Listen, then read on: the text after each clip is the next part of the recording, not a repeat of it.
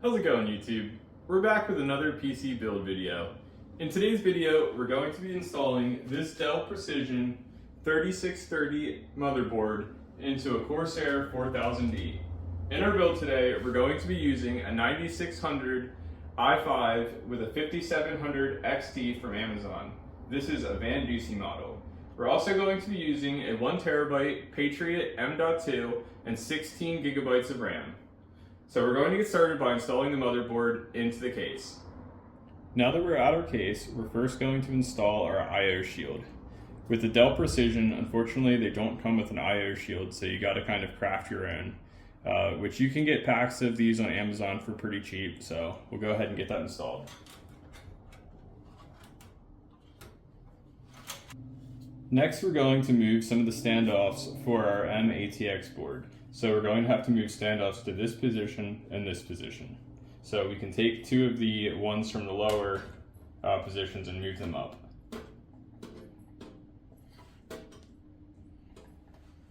It's really nice to do this. Somebody left a comment to do this with a bit driver, and it is revolutionary. I don't know why I never did this before, but the bit driver is the way to go.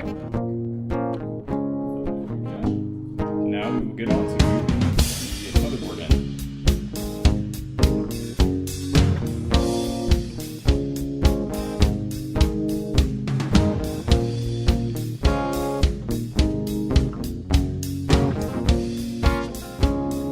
Now that we have the motherboard fully installed into the case, I'm going to swap out the 7500 with our 9600. So simply depress the socket and pull it over and allow it to come up, and then very gently just take it out. Make sure you don't drop it on the pins. You don't want to damage the pins on the motherboard, so take that out gently. We'll set that off to the side, and then we will install our 9600. And I got this 9600 off of eBay. I got it for a pretty good deal, so hopefully it all works and everything and checks out. There it is, and we will get it installed. Check it out one more time.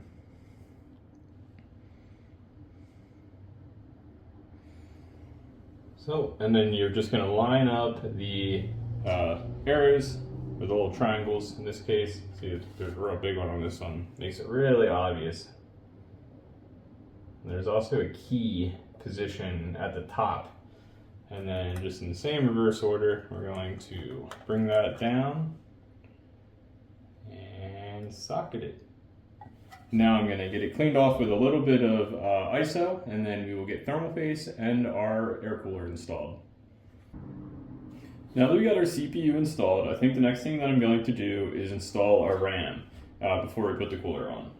So we will go ahead, for this build we're going to be using KLEVV RAM. I found this on Amazon for a pretty good deal. It's 16 gigs, 2 8 gig sticks, and it's 3200 megahertz advertised, although this Dell board likely will not do that. That being an XMP profile, you'll have to enable that in BIOS, and I don't believe Dell will allow you to do that XMP profile, so it's probably going to be like 2400 megahertz. So make sure your lanes are open and lined up, and then with even pressure, simply push down and you should hear a click. So there's one, and there's the other. It's not too bad, and we'll go ahead and close up the other lane that we're not going to be using. And then we will install our second stick. So go ahead and get that lined up.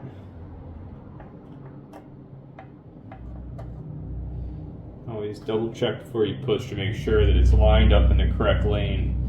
And then we will simply push down. We got some good clicks, and we'll close up the unused lanes. And now we will move over to our CPU cooler. Now that we're ready to install our cooler onto the CPU, we are going to install a little bit of thermal paste. On this build, I'm going to be using the Corsair TM30. I recently ran out of thermal paste, so I had to run over to Best Buy, and this is pretty much all they had. So we will go ahead and get that installed. I got the CPU all cleaned with ISO, so it is clean and ready to go. And I usually just do a little X. You don't need a lot. Just do a little X. This is actually, I was worried if this would be good stuff. It's pretty thin, but it does spread well, and that should be plenty for us.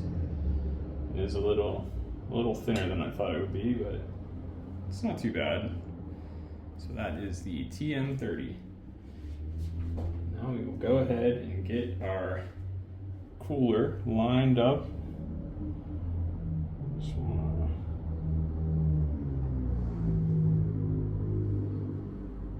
very gently line up your standoff points.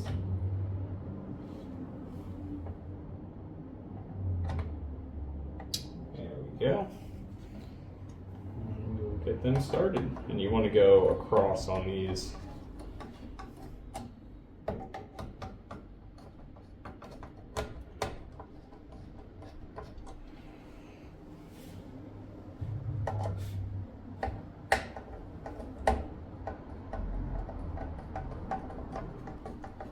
I actually modified this stock cooler a little bit with a slightly larger fan.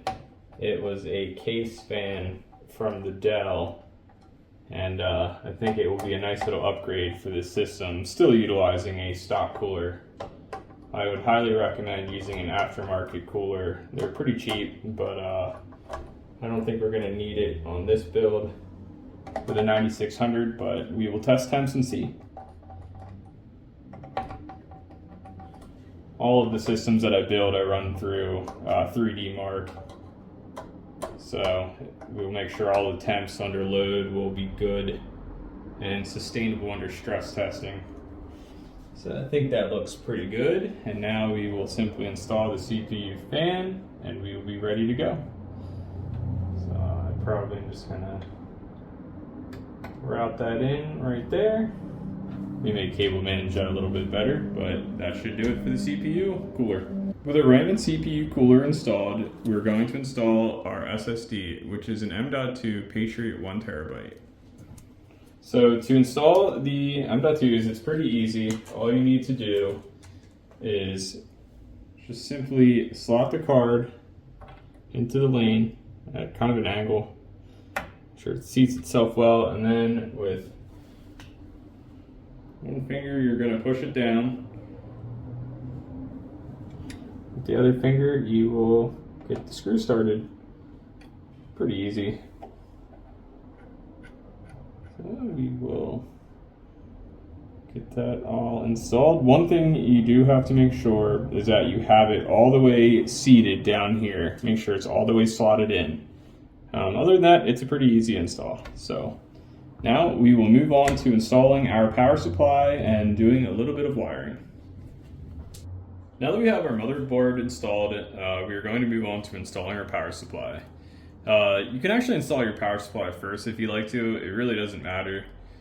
For this build, we're going to be using a Thermaltake 600 watt power supply. I like to install the power supplies with the fan facing upward. I feel like it just keeps a little bit more dust out of the case, so we will go ahead and get that installed.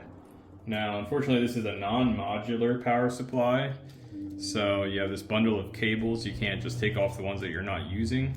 And also, this case comes with a dock here for your drives, and it is removable, but we're not going to be removing it on this case because we're installing a Seagate 1 terabyte, if possible, on this build. So if I can get this cable tie undone, they wrapped it so many times. So about right there. This is probably a little easier to do with the case standing, but it's easier to film it if it's down like this.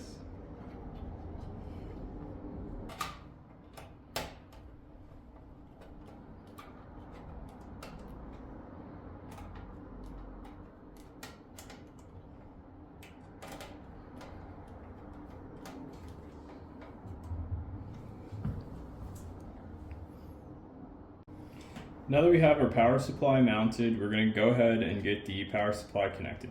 So I started off with the CPU power connector up here, which is a little finicky to route, but we got that one connected. And now we're going to go ahead and move over to the 20 pin. For the 20 pin, I like to pull a lot more slack through than you need so you can get this bend a little easier. And then we're simply going to line it up and make sure that it seats well and clicks in. So that looks like it's seated well, but we didn't hear a click. So let's just make sure. There we go. And then I also brought up our PCI power for our graphics card.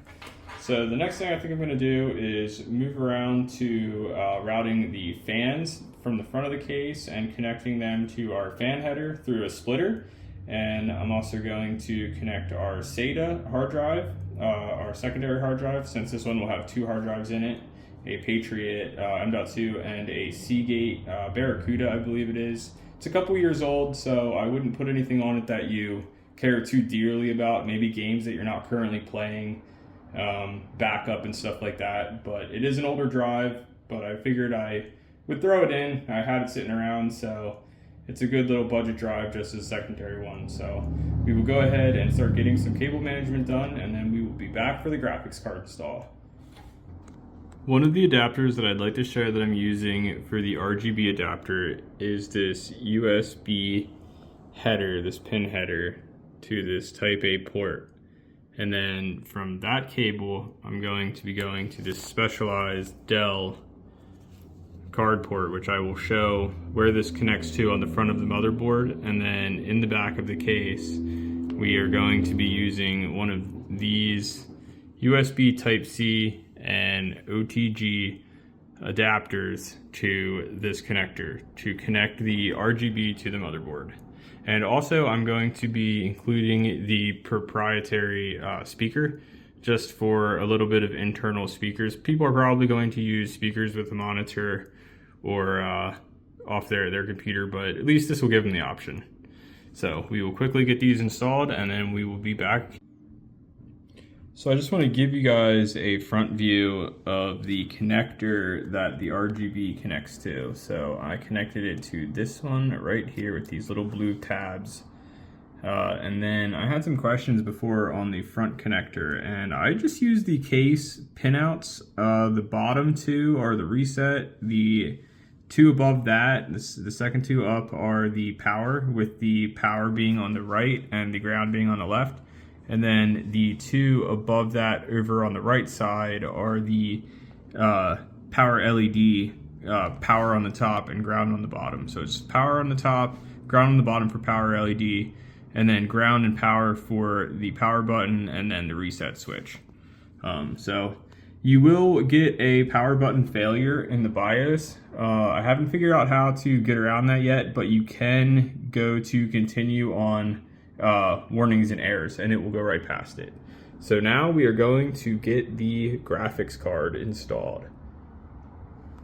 So now we're ready to install our graphics card, and like I said earlier, we are going to be installing the Vandossy 5700 XT off of Amazon. So you're just going to want to make sure that your slot is open, and first thing we're going to need to do is remove 2 of the slots, the shields, from the case. So those are on there really tight. We're going to have to use a screwdriver. Just getting started with the screwdriver.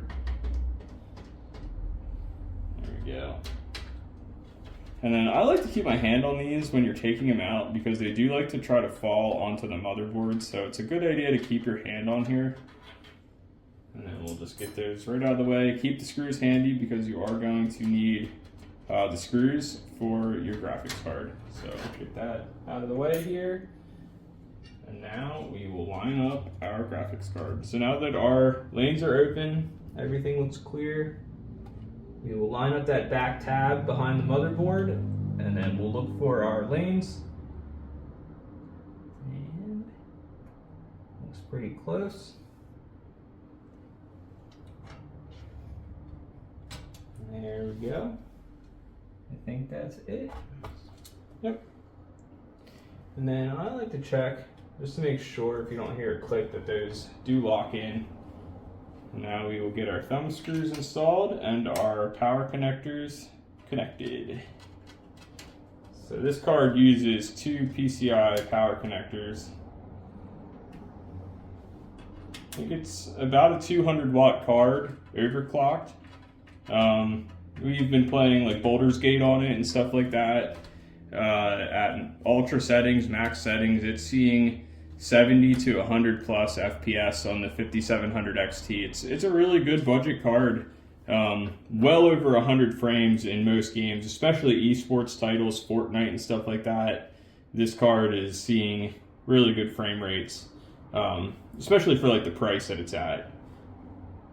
So we'll just get these connectors hooked up.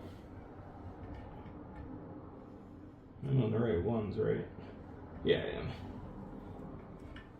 They're coming apart a little bit. That's always the problem, is these things like to come apart.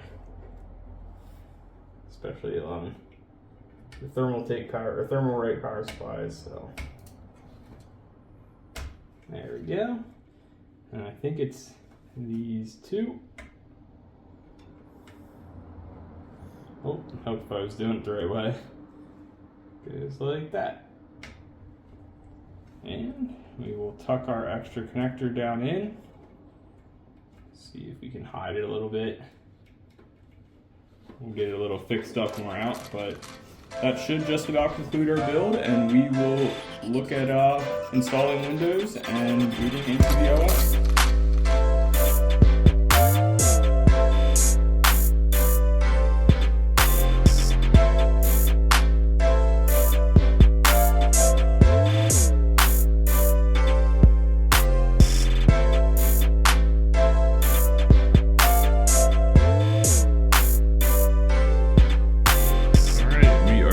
See if it posts. So I'm going to flip the power switch.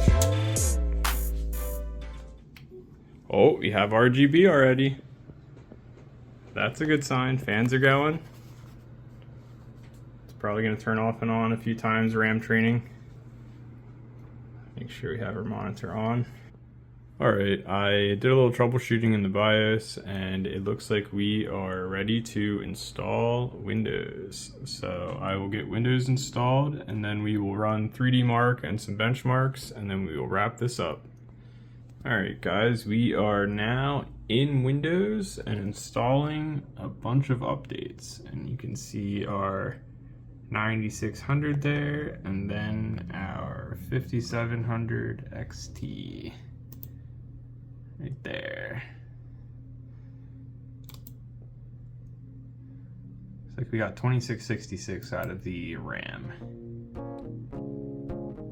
So we will run some benchmarks in 3D Mark and we will be right back up to wrap it up. Alright, we are running TimeSpy on the 9600 with the 5700 XT. TimeSpy running right now.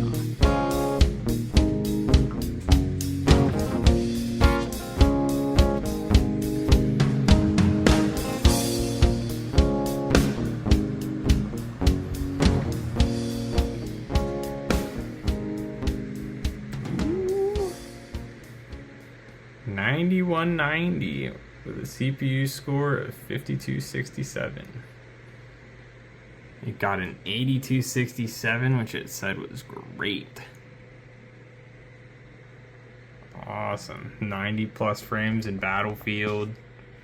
And then I know people will probably ask what it will do in Fortnite. So let's check Fortnite. It says 55 plus at Ultra. So if it was a 1080, you're looking at 245 plus frames in Fortnite. Apex Legends 1080 Ultra 140 plus. GTA 5 155 plus. Red Dead Redemption 105 plus. Like I said, we've used this card in Baldur's Gate, and at ultra settings we've seen 70 to 100 if not more, and temps are great on it. I mean, fans do ramp up a little bit, but temps are great and performance is really good for cheap. So that will just about wrap things up and we will get back to the overview. We are almost done the CPU test.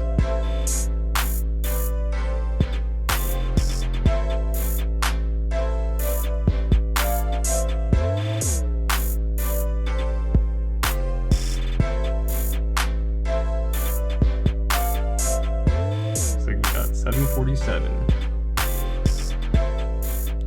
That looks pretty good. Let me scroll down through. Check out our temps. But I may consider upgrading this air cooler on the 9600. I'll do a little more testing and I'll see. This PC is going to be available for sale, so if somebody's interested, maybe I can do a little upgrade before we sell it, or I'll do some more sustained stress testing and we'll make sure that it stays below 100C.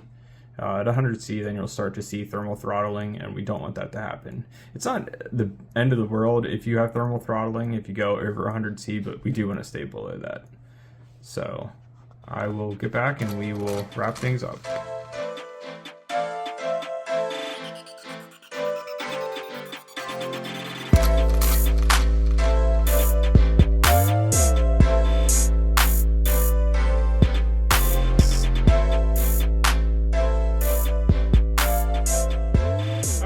And we're back to wrap things up on our Dell 9600 and 5700 XT build. I did a little bit of benchmarking on 3D Mark. I'll post the clips probably before this. I did pretty good on the benchmarks. It scored over 100 FPS in Fortnite and Apex, so it should be a pretty good little build for a esports gamer, somebody getting into gaming for cheap. I'm going to do a little bit more benchmarking on the thermals to make sure that it stays pretty cool for long gaming sessions. And with all that said, thanks again for watching. If you like this type of content, please like and subscribe, share the video if you'd like, and I'll catch you next time.